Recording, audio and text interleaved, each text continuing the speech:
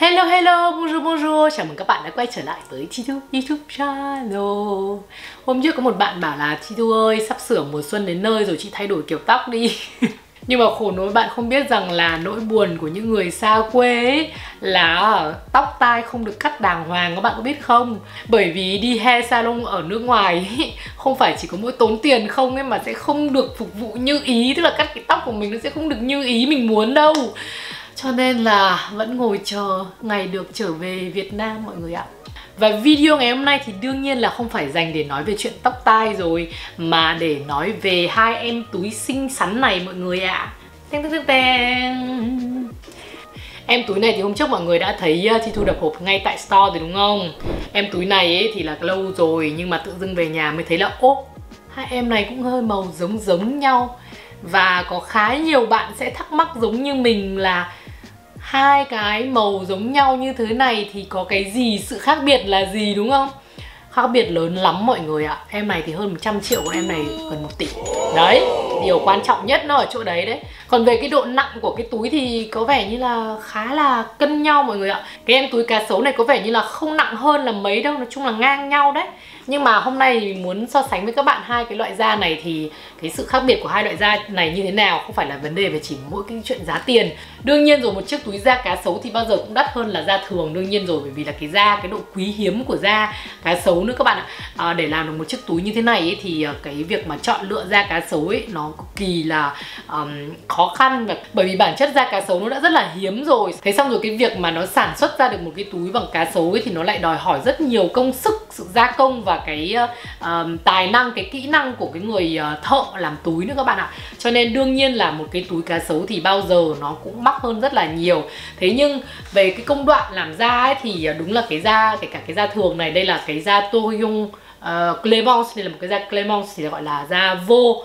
Thì da vô là da kiểu như là da B ấy. Đây là cái loại da thường mà được cái thương hiệu Louis Vuitton sử dụng rất nhiều trong cái việc mà sản xuất cái em túi Louis Vuitton Capuchin này. Thì em này là một cái em da B Clemence, thì nó khá là phổ biến. Đây là một cái da phổ biến mà nếu như các bạn mà thích túi Hermes thì chắc chắn là biết cái da này rồi đúng không? Thì cái gain của cái phần vân da nó to hơn một chút và da nó khá là mềm.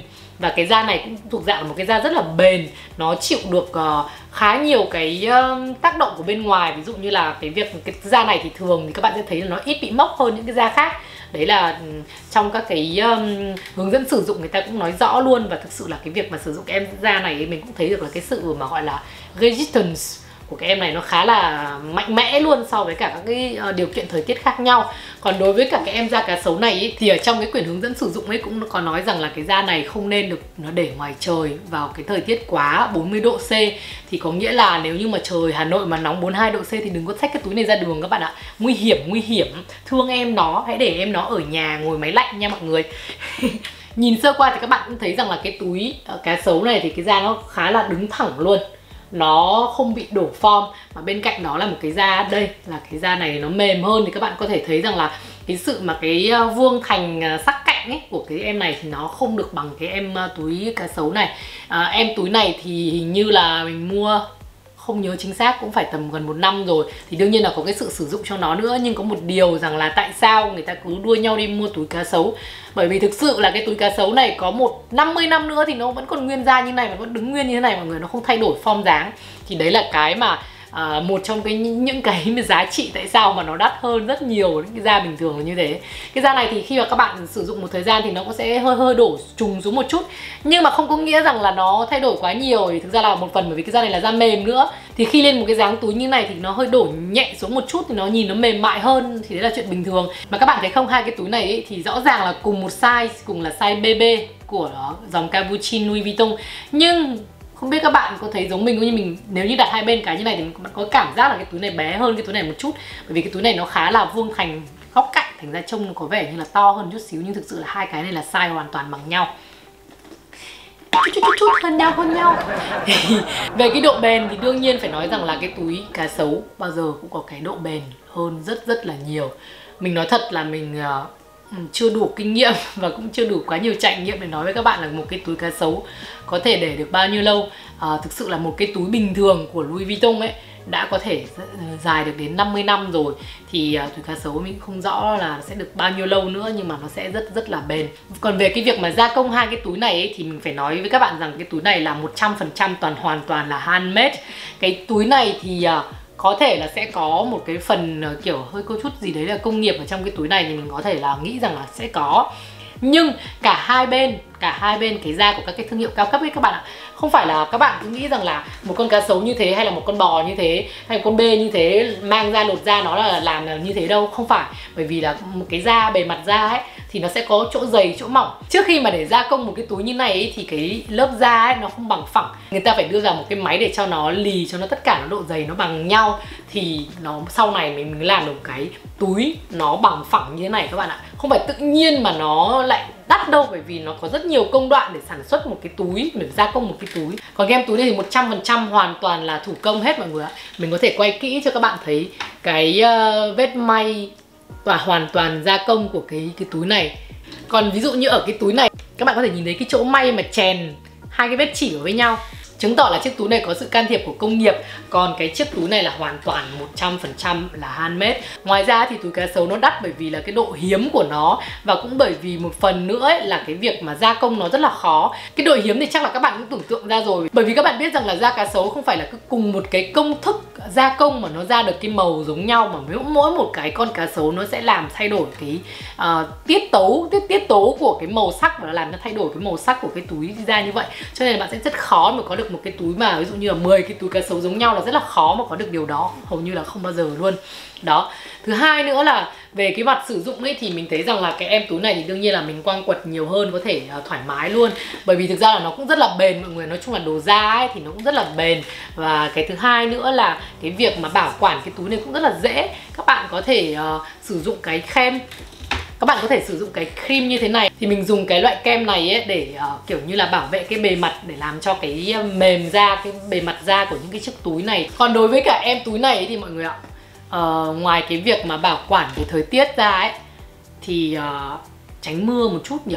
Còn lại ấy, thực ra cái túi này ấy, mình chả phải làm gì luôn. Lúc nào nó cũng bóng nhoáng như này, lúc nào nó cũng như bóng nhoáng như lúc mới mua như thế này, trông lúc nào nó cũng mới mọi người ạ. Và cũng không cần thiết phải nói chung là đặc biệt nhá.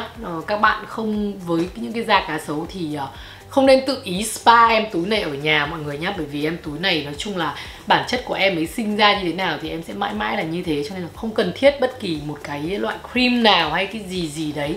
Em này nó sẽ vẫn mãi là như thế thôi. Đấy là cái giá trị của em túi này. Còn đương nhiên đối với em túi này thì các bạn nên sử dụng những cái loại cream. Bởi vì những cái loại cream đấy nó sẽ giúp cho em ấy không bị khô quá. Ví dụ như thời tiết ở nước ngoài ấy, nhất là ở Pháp ấy, thì nó cũng thỉnh thoảng, nhất là mùa đông nó sẽ khá bị khô. Thì cái việc mà mình bôi cream lên sẽ giúp cho em ấy giữ được cái vẻ mềm mại hơn, giống như da mình vậy đó. Mình cũng phải bôi kem. Còn riêng em cá sấu này thì không cần gì nhá, không cần gì hết đâu.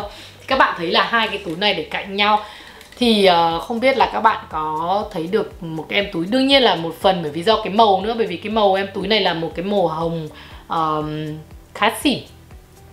Thì đây là một cái màu hồng khá là màu hồng chết, của một cái em hồng này là một cái em hồng tươi. Thì đúng là cùng một tông, nói chung là cùng một tông hồng, nhưng mà một tông hồng bright, một tông hồng lì. Thành ra là cái sự nhìn phải thấy là cái sự nhóng nhánh ngọng ngạnh của Brian của cái em túi này so với cái em túi này rồi. Còn về cái độ matching đồ ấy thì cũng tùy từng mọi người thôi. Nhưng mình thì nói thật là mình khá là thích những cái gì mà màu sắc sặc sỡ. Còn đối với cả cái em hồng lì này ấy, thì nói thật là rất là dễ phối đồ. Mình nghĩ rằng là có lẽ là mỗi cái màu da cam là không phối được cái màu này thôi. Còn lại hầu như là màu nào mình cũng đeo cái túi này được luôn. Màu này thì sẽ kén hơn một chút bởi vì là khá là bóng. Thì khi mà cái đồ mà nó bóng như thế này ấy, thì các bạn lúc mà matching ấy, các bạn phải để ý. Nếu không nó sẽ làm cho các bạn bị lố quá. Thực ra thì dạo gần đây Louis Vuitton là PR rất nhiều cho cái em túi Capuchin này. Cho nên là mình thấy rằng là cái việc mà sở hữu một em túi Capuchin của Louis Vuitton cũng là một điều các bạn nên suy nghĩ. Còn đương nhiên về giá trị thì mình không thể so sánh được hai bên này rồi, bởi vì em túi này thì nói chung là nó đắt hơn rất là nhiều rồi. Nhưng mà nếu mình không có điều kiện mình có thể tạo sắm một cái em nó như thế này với cái loại da Clemence này thì mình thấy nó cũng là rất là hợp lý rồi. Bởi vì cái quan trọng nhất là việc mà các bạn matching với cả những em túi này nó như thế nào. Bởi vì nếu như kể cả là một cái em túi siêu đắt như thế này mà các bạn matching bị lố ấy, thì trông nó sẽ bị mất cái giá trị của cái túi này đi các bạn ạ. Thật ra thì mình không biết là cái clip này có hữu ích cho các bạn không, nhưng mà mình thấy là hai cái này cùng màu hồng thì mình nảy ra ý định là đem so sánh nó với nhau cho nó vui thôi.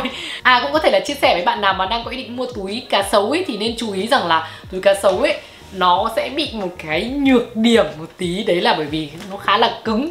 Thành ra là khi mà các bạn để đồ ở bên trong này ấy, để đồ ở bên trong túi ấy, thì vì nó cứng ấy cho nên là nó sẽ không kiểu như là mình sẽ chỉ được ít đồ hơn so với cả là một cái em túi mà nó kiểu mềm như này, nó flexible như này.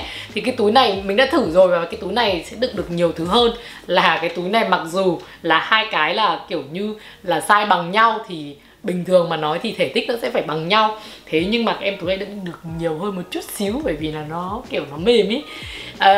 Ok, hết rồi, không biết chia sẻ gì nữa nên video của mình cũng hết luôn tại đây rồi. Cảm ơn các bạn đã theo dõi và hẹn gặp lại các bạn trong những video clip sắp tới. Bisous bisous.